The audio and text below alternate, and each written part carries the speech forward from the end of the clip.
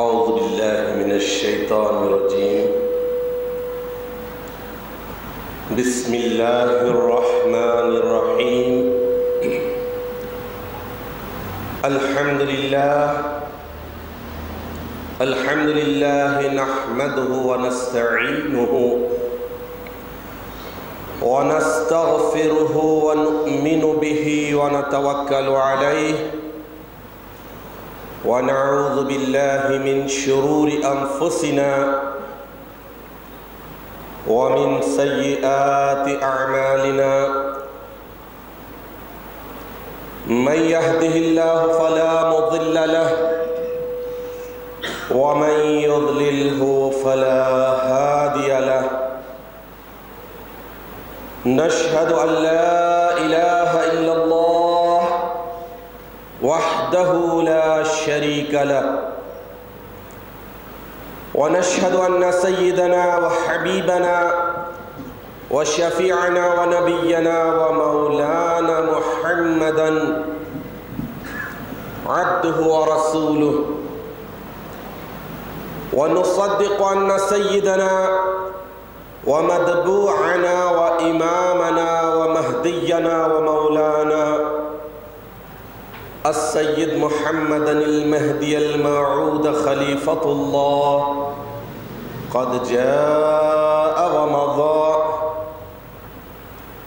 ونسلم على آلهما وأصحابهما أجمعين من يومنا هذا إلى يوم الدين أما بعد فقال الله سبحانه وتعالى في القرآن المجيد والفرقان الحميد فأعوذ بالله من الشيطان الرجيم بسم الله الرحمن الرحيم وَلِلَّهِ مَا فِي السَّمَاوَاتِ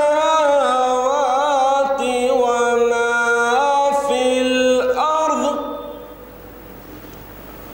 وَإِلَى اللَّهِ تُرْجَعُ الْأُمُورُ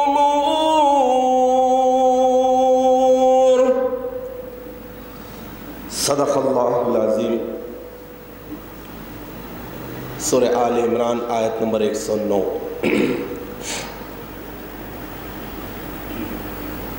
حاضرین محترم، اللہ سبحانہ و تعالیٰ نے انسانوں کی پیدائش صرف اس غرض سے کی ہے کہ انسان اپنے پیدا کرنے والے رب کائنات اللہ جل شانہ کی عبادت و بندگی کرے۔ عبادت و بندگی کا حق ادا کرنے کے لیے اللہ تعالیٰ نے عبادتوں کے طریقوں کو، رواجوں کو بیان کر دیا کہ ان طریقوں اور رواجوں کے مطابق ہی کی جانے والی عبادت پیدائش کے منشا کی تکمیل کا ذریعہ بنتی ہے۔ اور یہ بات بھی ذہن نشین رہے کہ انسان کی زندگی آزمائشوں، ابتلاؤں، بلاؤں اور مصیبتوں کے گھیرے میں رکھ کر اللہ تعالیٰ ان عبادتوں کے طریقوں اور رواجوں کے مطابق انسان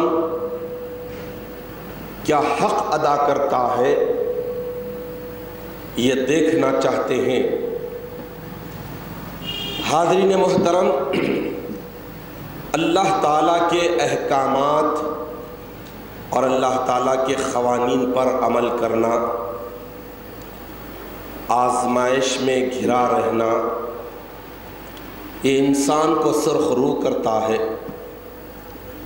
انسان کو اعلیٰ درجات پر پہنچاتا ہے، مصیبتوں سے انسان بچتے ہوئے، آزمائشوں سے کامیاب و کامران ہوتے ہوئے گزرنے کا نام ہی متقیانہ زندگی، پرہیزگارانہ زندگی ہے۔ شاعر کہتا ہے انسان سرخ روح ہوتا ہے مصیبتیں جھیلنے کے بعد، انسان سرخ روح ہوتا ہے مصیبتیں جھیلنے کے بعد، رنگ لاتی ہے حنا پتھر پہ گھس جانے کے بعد۔ تو انسان کو اس کے مرتبے کے مطابق، اس کی صلاحیتوں کے مطابق اللہ تعالیٰ آزمائشوں میں ڈالتے ہیں، امتحانوں سے گزارتے ہیں۔ جس کا جتنا رتبہ مرتبہ بڑا ہوگا اللہ تعالیٰ اس کے لیے آزمائش اور بلا بھی بڑی کر دیتے ہیں۔ انبیاء کرام کی حیات اور سوانح حیات ہمیں بتاتی ہے کہ اللہ تعالیٰ نے چونکہ وہ سارے انسانوں کے اشرف اور اعلیٰ طبقے سے تعلق رکھنے والی ہستیاں تھیں، تو انہیں اللہ تعالیٰ نے ایسی بڑی بڑی آزمائشوں سے گزارا، ایسے بڑے بڑے امتحانوں سے گزارا کہ انسانی عقل دنگ رہ جاتی ہے کہ کیا وہ ہستیاں ایسے امتحانوں سے بھی کامیاب ہو سکی ہیں۔ انسان پریشان رہ جاتا ہے، ششدر رہ جاتا ہے کہ کیا ایسی بڑی آزمائش کو بھی ایک انسان، بظاہر بشر نظر آنے والے نبی، اس آزمائش سے بخیر و خوبی گزر سکتے ہیں؟ تو ہاں، یقیناً اللہ سبحانہ و تعالیٰ اگر عبادت کے سچے جذبے کو، بندگی کے صحیح طریقوں کو، رواجوں کو اختیار کر لیا جاتا ہے تو اللہ تعالیٰ اس کے بعد آزمائش کو آسان کر دیتے ہیں اور انسان اس آزمائش سے کامیابی کے ساتھ نکل جاتا ہے۔ حاضرین محترم، اللہ سبحانہ و تعالیٰ نے انسان کی پیدائش کی غرض و غایت یہی بتائی ہے کہ انسان اپنی زندگی کے سارے امور، ساری باتوں میں، سارے کاموں میں، ساری سوچ بچار میں، اپنے نظریات اور اعتقادات میں صرف اور صرف اللہ کی بندگی کے جذبے کو پیش نظر رکھے، اللہ کی عبادت کے جذبے کو پیش نظر رکھے، یعنی سارے کام اللہ کے لیے ہونا چاہیے اور اللہ کے ہونا چاہیے۔ انسان جب دنیا میں آتا ہے تو بہرحال کام کرتا ہے،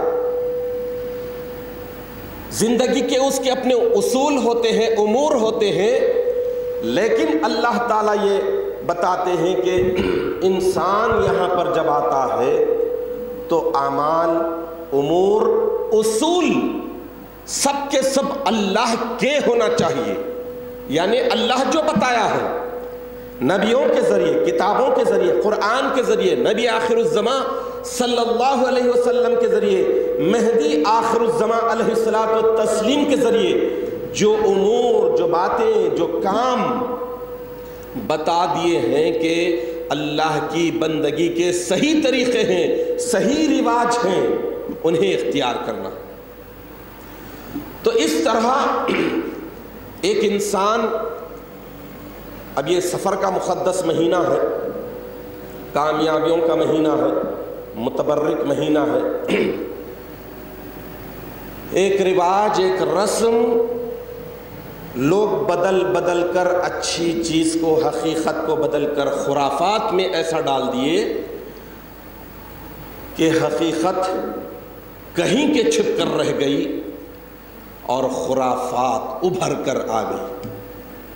تیرا تیزی کی بات، لوگ یہ سمجھتے ہیں اور خاص طور پر ناقص العقل مخلوق یعنی عورت یہ سمجھتی ہے، اس میں بہت زیادہ ہے، برسوں سے، صدیوں سے یہ سمجھایا جا رہا ہے کہ اللہ سبحانہ و تعالیٰ انسان جو عمل کرتا ہے، نیک کرتا ہے تو اس کی جزا دیتے ہیں، بد کرتا ہے تو اس کی سزا دیتے ہیں، لیکن یہ کہیں بھی نہیں ہے کہ انسان عمل کرے نیک اور جزا پائے کوئی اور۔ انسان گناہ کرے، بدکاری کرے، اللہ تعالیٰ کے احکامات کی خلاف ورزی کرے تو اس کی سزا پائے کوئی اور، یہ نہیں ہو سکتا۔ لیکن تیرا تیزی کے کانسیپٹ کو دیکھ لیجئے، نظریے کو دیکھ لیجئے، یہ سمجھتے ہیں کہ اپنی بلا دوسروں کے سر آسانی کے ساتھ تھوڑے سے اجناس کو خیرات کر دینے، نکال دینے، ہاتھ لگا دینے، رات بھر سر کے پاس رکھ کے غریب بھکاریوں کو دے دینے پر اپنی ساری بلا ان کے سر چلے جائے گی۔ نہیں ہو سکتا، یہ کبھی بھی نہیں ہو سکتا، اللہ کے اصول دستور کے بالکل خلاف ہے۔ حاضرین محترم، پہلے انسان کو یہ دیکھنا ہے کہ اس کے سارے کام، اس کے سارے امور اللہ کے لیے ہو رہے ہیں یا نہیں ہو رہے ہیں۔ اور تیرا تیزی کے وقت یہ جو صدقہ نکالا جاتا ہے کیا ہے؟ صدقے کی اہمیت کیا ہے؟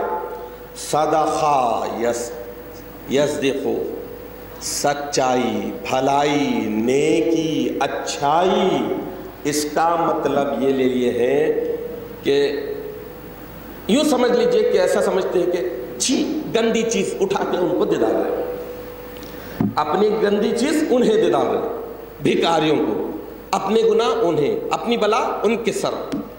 ایسے نہیں ہو سکتا۔ صدقہ کے معنی یہ ہیں کہ اچھائی، بھلائی، نیکی، اور صدقہ تو وہ چیز ہے جو دوزخ کی آگ سے آڑ بھرنے والا ہے۔ سوچ، نظریہ، تھنکنگ اتنی تبدیل ہو گئی، اتنی بدل گئی کہ اللہ سبحانہ و تعالی امور اللہ کے نہیں کر رہے ہیں، کام اللہ کے نہیں کر رہے ہیں، رواج اللہ کے نہیں ہیں، طریقے اللہ کے نہیں ہیں، پھر توقع یہ ہے کہ اللہ ہمارا ہے۔ ایسے ہو ہی نہیں سکتا۔ اب بلا ہے کیا، اور بلا کو کیسے دور کیا جائے؟ بلا آزمائش، سورہ بقرہ میں ہے وَإِذِ ابْتَلَىٰ إِبْرَاهِيمَ، اللہ تعالیٰ نے ابراہیم کو آزمایا۔ ابراہیم اولو العزم نبی، ابو الانبیاء جن کا لقب ہے، سارے انبیاء کے باپ جن کا لقب ہے، انہیں آزمایا، انہیں بلا میں ڈالا۔ پھر ان کی دعا سے صدیوں قبل جو دعا کی گئی تھی مہدی آخر الزماں کی، مہدی آخر الزماں تشریف لائے تو اس آیت شریفہ میں لفظ بلا آیا وَإِذِ ابْتَلَىٰ إِبْرَاهِيمَ، اور اس وقت کو یاد کرو اے میرے پیارے نبی جب ہم نے ابراہیم کو آزمایا، بلا میں ڈالا، امتحان میں ڈالا۔ تو بلا کا مطلب کیا ہے اور بلا سے بچنے کا طریقہ کیا ہے؟ وہ کون سے طریقے ہیں جو آزمائشوں میں انسان کھرا اترتا ہے، بلاؤں سے بحفاظت نکل سکتا ہے، خیر و عافیت کے ساتھ نکل سکتا ہے؟ وہ کون سے طریقے؟ یہ سمجھنا ہے، اور اس کے سمجھنے کے لیے آسان ذریعہ ہے قرآن عظیم۔ قرآن عظیم بتاتا ہے پچھلی قومیں، پچھلی ملتیں، پچھلے نبیوں کی گروہیں کون سی مصیبتوں میں گرفتار ہو گئے اور اس کے بعد ہلاک و برباد ہو گئے، اور کون سی آزمائشوں میں اللہ تعالیٰ کے رواجوں کو اختیار کرنے کی وجہ سے، طریقوں کو اختیار کرنے کی وجہ سے، عبادتوں کے صحیح اصولوں کو اپنانے کی وجہ سے بحفاظت ان سے نکل کر کیسے کامیاب و کامران ہوئے۔ یہ سمجھنے کی ضرورت ہے، اور اس کے سمجھنے کے لیے قرآن عظیم ہمارے سامنے، ہمارے درمیان ہے۔ ایک مرتبہ کا واقعہ ہے، امیر المومنین شیر خدا علی مرتضیٰ حضرت علی بن ابی طالب رضی اللہ تعالیٰ عنہ سے کسی نے سوال کیا. دیکھیں علم کے شہر کا دروازہ ہے. نبی پاک صلی اللہ تعالیٰ علیہ وسلم ارشاد فرماتے ہیں کہ میں علم کا شہر ہوں اور علی اس کا دروازہ. تو علم کے شہر کے دروازے سے سوال یہ کیا جا رہا ہے کہ اے مشکل کشا، اے علی مرتضیٰ، یہ بتائیے کہ آزمائش، بلا، امتحان، کوئی مصیبت ہے تو آزمائش کا ذریعہ ہے. کسی انسان کو اللہ تعالیٰ آزما رہا ہے یا پھر اس کے کرتوتوں کی سزا ہے یا اسے عذاب دیا جا رہا ہے. سوال کیا ہوا کہ مصیبت ہے کیا، آزمائش ہے کیا، بلا ہے کیا. اس کے لیے حضرت علی کرم اللہ وجہہ سے سوال یہ کیا گیا. بڑی پیاری بات ہے، توجہ کے ساتھ سماعت فرمائیے. جواب بڑا اہم ترین ہے. آج کے دور میں معمولی بچہ بھی ریئلائز کر لے سکتا ہے بشرطے کہ اس جواب کو پیش نظر رکھے، اس جواب کے ایک ایک لفظ کو غور کرتے ہوئے دل میں بٹھا لے کہ مصیبت کسی کے لیے آزمائش کا ذریعہ ہے یا پھر اسے اللہ کا عذاب ہو رہا ہے. یہ ہم کیسے سمجھے؟ کس سے سوال ہوا؟ حضرت علی کرم اللہ وجہ سے. تو حضرت علی کرم اللہ وجہہ جواب دیے. بڑا خاص الخاص جواب ہے. آپ نے جواب یہ دیا کہ جب مصیبت پڑتی ہے، آزمائش میں ڈال دیا جاتا ہے اور وہ بندہ اللہ کی طرف رجوع ہو رہا ہے، پہلے سے زیادہ اللہ سے اٹیچ ہو رہا ہے، تو سمجھو وہ آزمائش ہے. اور مصیبت پڑنے کے بعد وہ اللہ سے دور ہو جا رہا ہے، اللہ کے رواجوں کو چھوڑ دے رہا ہے، طریقوں کو چھوڑ دے رہا ہے، عبادتوں سے دور ہو رہا ہے اور گلا یہ کر رہا ہے کہ میں اتنا سجدے کیا، اتنے نمازیں کرا، اتنے نمازیں پڑھی، سب کچھ کیا، لیکن میری خدا سنتا نہیں، اللہ سنتا نہیں، لہذا سب چھوڑ دیتا ہوں. تو یہ عذاب ہے، یہ عذاب ہے. اس بندے کے حق میں جو مصیبت میں ڈالا گیا تھا وہ اللہ سے جب دور ہو رہا ہے تو سمجھ لو کہ یہ عذاب ہے. تو معلوم کیا ہوا؟ معلوم یہ ہوا کہ مصیبت تو بہرحال چھوٹے کو بھی، بڑے کو بھی، مرد کو بھی، عورت کو بھی، مومن کو بھی، کافر کو بھی، امیر کو بھی، غریب کو بھی، سب کو مصیبتوں سے، آزمائشوں سے گزرنا پڑتا ہے. یہ کائنات میں یہ سسٹم ہے، یہ اللہ تعالیٰ کے اصول ہے کہ یہاں آنے کے بعد آزمائشوں سے، مصیبتوں سے، امتحانوں سے گزرنا پڑتا ہے. تو وہ مصیبت آزمائش کا ذریعہ، امتحان کا ذریعہ، اللہ کے پرکھنے کا ذریعہ کب بنتی ہے؟ جب بندہ مصیبت پڑنے پر اللہ سے پہلے سے زیادہ رجوع ہو جاتا ہے. پہلے 5 نمازیں پڑھتا تھا لیکن 5 نمازیں بھی اوپری دل سے پڑھتا تھا. جب مصیبت پڑی تو 5 نمازیں دل سے پڑھنے لگا. تو سمجھ لیجئے کہ یہ آزمائش ہے اور آزمائش پہ کھرا اترے گا یقیناً ایماناً.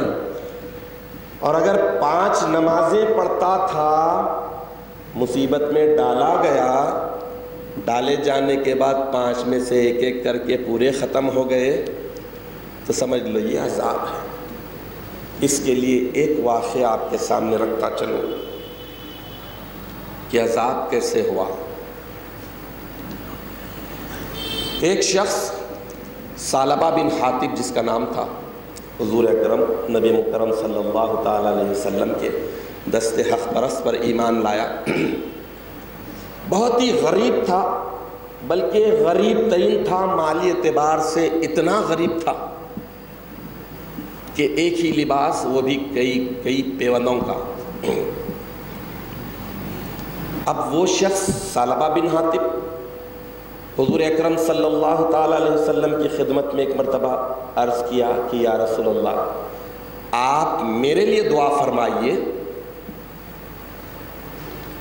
کہ میں مال والا بن جاؤں، مجھے مال و دولت مل جائے۔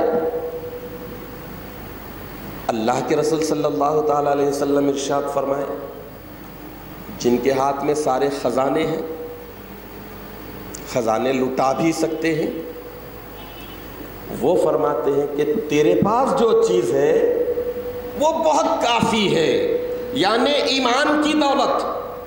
ثعلبہ، ایمان کی دولت کی وجہ سے تو بہت غنی ہے، مالدار ہے، اور وہ تیرے لیے کافی ہے۔ چونکہ حکیم امت تھے، مانگنے والے کی ساری باڈی کو جانتے تھے کہ اگر اسے جو مانگا جا رہا ہے وہ آزمائش کا ذریعہ بننے والا ہے اور وہ آزمائش میں کھرا اتر نہیں سکتا ہے، ہلاک و برباد ہو جائے گا۔ اس لیے اللہ کے نبی ارشاد فرمائے کہ ثعلبہ، تیرے پاس جو کچھ ہے وہ بہت کافی ہے۔ اس نے پھر ادھر سے آیا، دوسرے دن آیا، تیسرے دن آیا، اصرار کیا کہ یا رسول اللہ آپ میرے لیے دعا فرمائیے۔ ہمیشہ یہی جواب دیا جاتا رہا کہ تیرے پاس جو کچھ ہے بہت زیادہ ہے، تیرے پاس جو چیز ہے وہ انمول ہے، وہ سمجھا نہیں۔ اس کے بعد اصرار کیا تو اللہ کے رسول صلی اللہ تعالیٰ علیہ وسلم وَأَمَّا السَّائِلَ فَلَا تَنْهَرْ، مانگنے والے کو جھڑکو نہیں۔ اس قرآنی حکم کے مطابق اللہ سے دعا کر دی کہ اللہ ثعلبہ کو مال عطا کر دے، مال عطا کر دے۔ کون دعا کر رہے ہیں؟ جن کے ہاتھ میں سارے خزانے ہیں، رب کائنات جن کی فریاد کو کبھی بھی رد نہیں کرتا بلکہ شوق سے قبول کرتا ہے کہ میرا حبیب اس بندے کے لیے دعا کیا ہے، تو اللہ سبحانہ و تعالی چھپر پھاڑ کر اسے عطا کر دیے۔ نبی پاک صلی اللہ تعالی علیہ وسلم دعا کیے ثعلبہ کے لیے مال کی، اللہ تعالیٰ نے مال عطا کر دیا۔ اب کیا شروع ہوا؟ آزمائش، امتحان۔ اب یہ امتحان دیکھ لیجئے، حضرت علی کرم اللہ وجہہ جو فرماتے ہیں کہ مصیبت جب پڑتی ہے تو یہ آزمائش کا ذریعہ ہے یا اللہ کا عتاب ہے، ہم کیسے جانے؟ تو حضرت علی کرم اللہ وجہہ ارشاد فرماتے ہیں کہ بندہ مصیبت پڑنے پر خدا کی طرف رجوع ہو جاتا ہے، خدا سے زیادہ اٹیچ ہو جاتا ہے تو سمجھو یہ آزمائش ہے، اور خدا سے دور ہو جاتا ہے تو یہ اللہ کے عذاب میں مبتلا ہو جا رہا۔ اب امتحان شروع ہوا، مصیبت پڑی، امتحان شروع ہوا۔ 5 وقت کی نمازیں مل رہی ہے۔ آقائے دو جہاں علیہ الصلوۃ والتسلیم کی اقتداء میں ابھی کیا تھا؟ 5 وقت کی نمازیں۔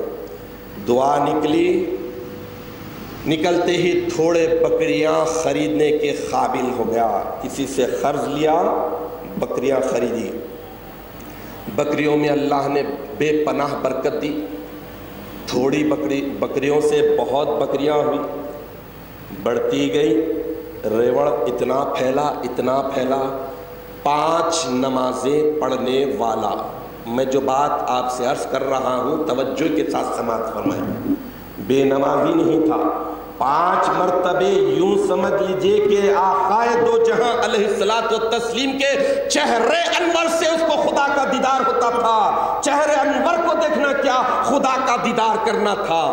یہ نعمت کیسے دکھی؟ اس سے بڑی نعمت کیا تھی؟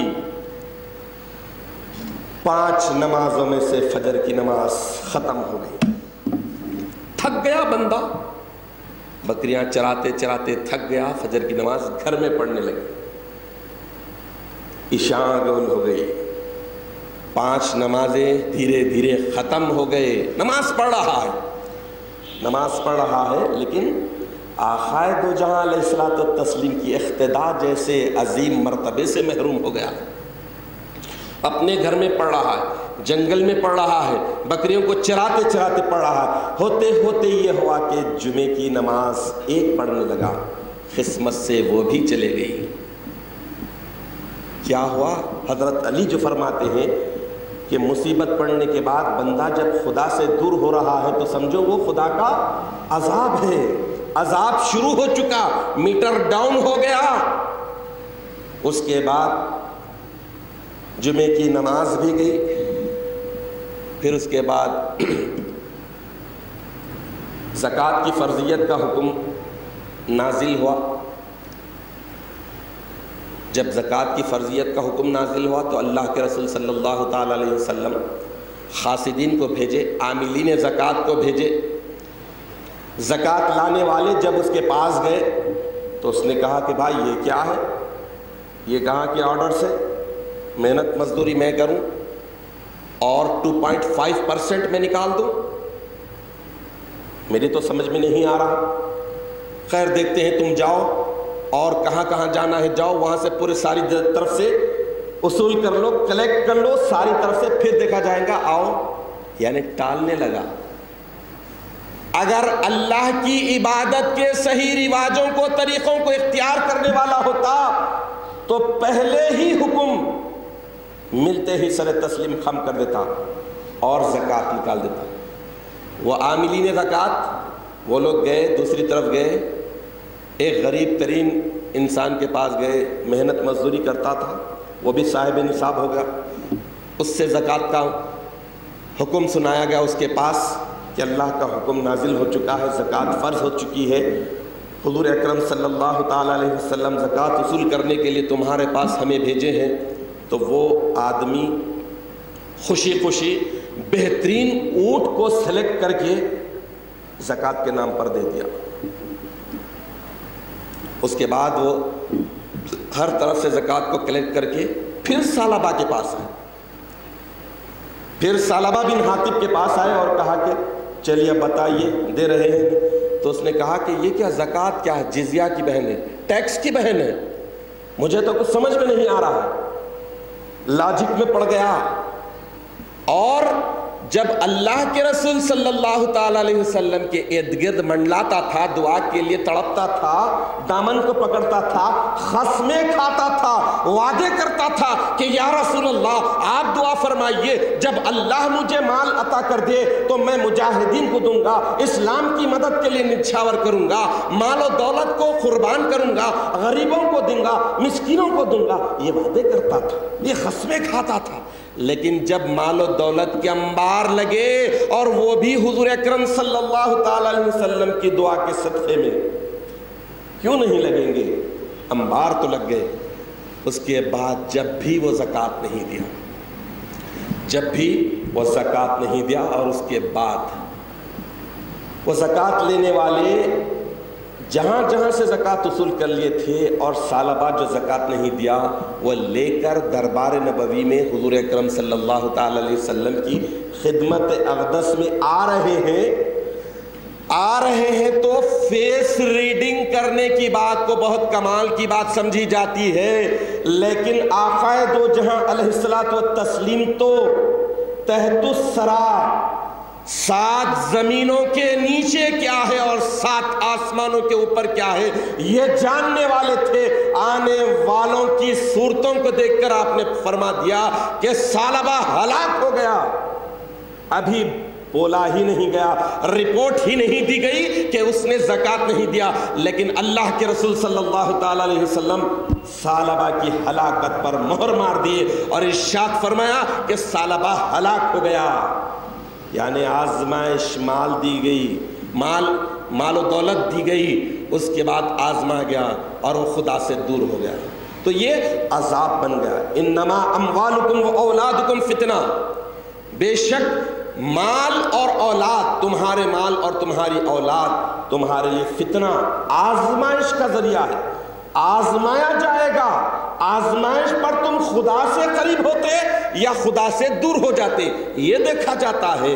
2 بڑی چیزیں انسان کو جو دی جاتی ہیں، تو الغرض ثعلبہ کے زکوٰۃ نہ دینے کی رپورٹ ملنے سے پہلے ہی اللہ کے رسول صلی اللہ تعالیٰ علیہ وسلم ارشاد فرماتے ہیں کہ ثعلبہ ہلاک ہو گیا، یعنی زکوٰۃ نہ دے کر۔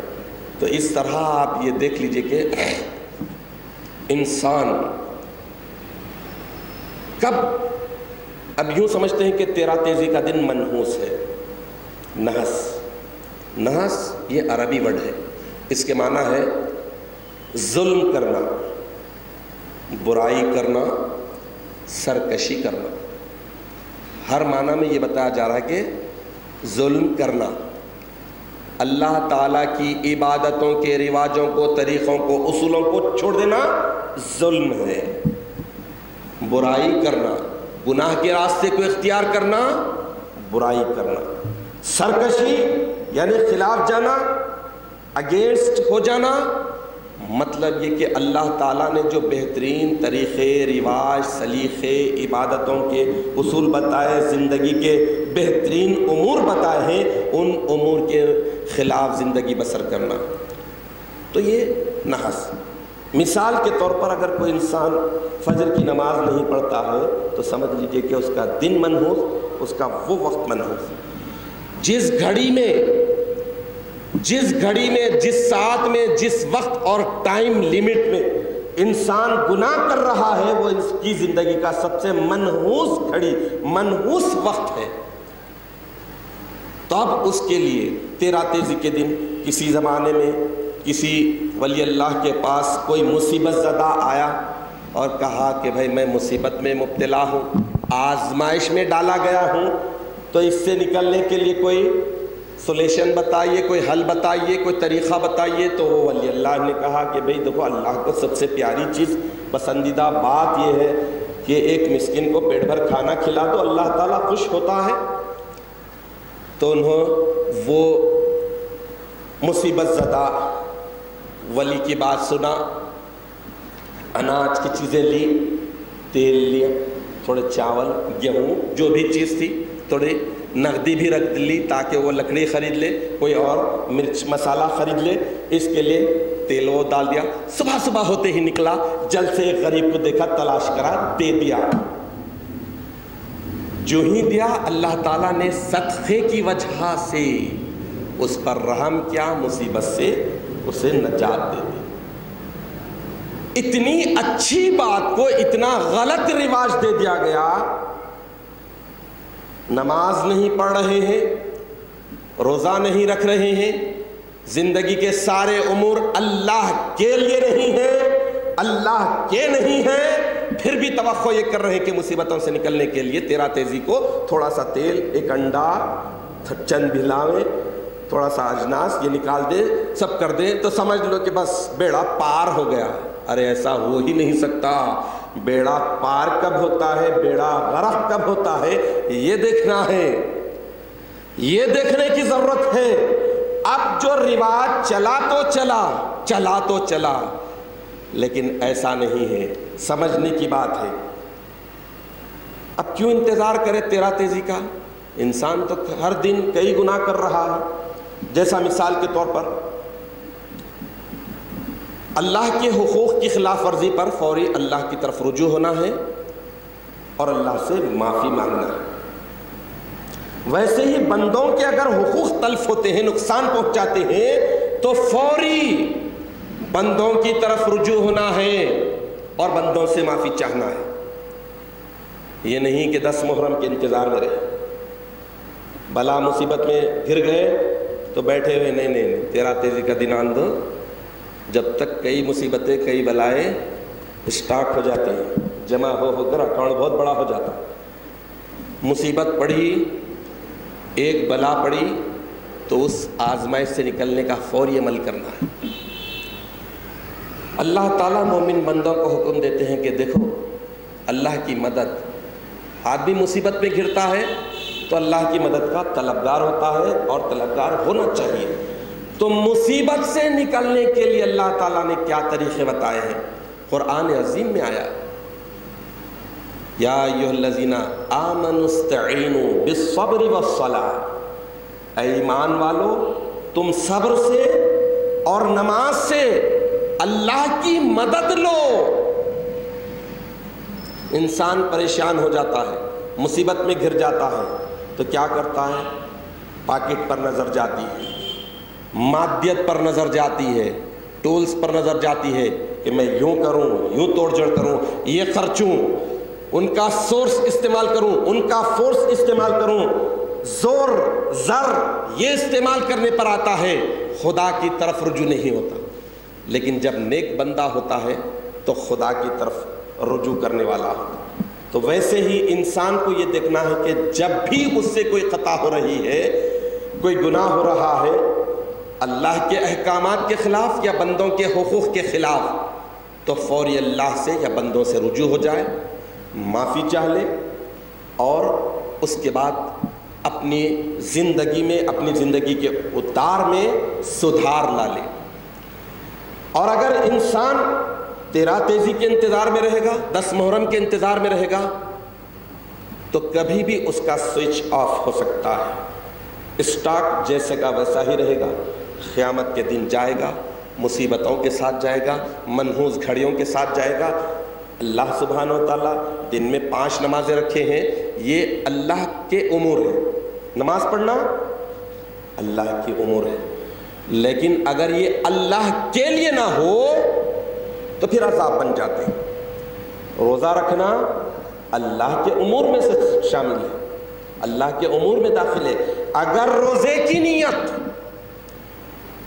کی نیت ایکسپوز کرنا ہے، اپنے آپ کو ظاہر کرنا ہے، روزے دار کی حیثیت سے بتانا ہے، تو اللہ کے لیے نہیں ہے، اس لیے اس عمل میں کوئی تاثیر نہیں۔ تو ہر معاملے میں، ہر چیز میں ہمیں یہ دیکھنا ہے۔ صدقہ یعنی صدقے کے تعلق سے حدیث شریف میں آیا ہے، اس کا مفہوم یہ ہے کہ اے ایمان والو، تم صدقہ نکالا کرو تاکہ اللہ تعالیٰ جو بلا آ چکی ہے اسے ہلکی کر دے، اور جو بلا آنے والی ہے اس سے تمہیں محفوظ کر دے۔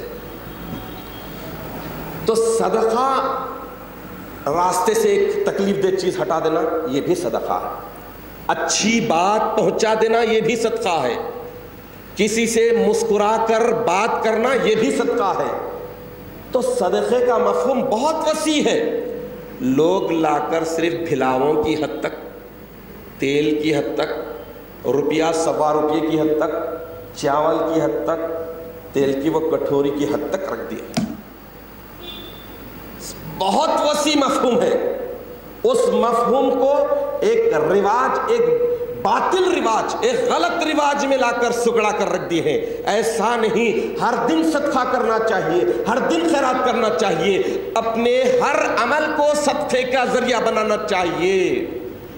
نماز فجر نہیں پڑھ رہے ہیں، ظہر کو تاخیر سے آ رہے ہیں، تحیۃ الوضو نہ پڑھ کر مہدی علیہ السلام کے فرمان کے بموجب دین کے بخیل ہیں، پھر بھی کہہ رہے ہیں کہ میں بہت اچھا ہوں، یہ غلط بات ہے۔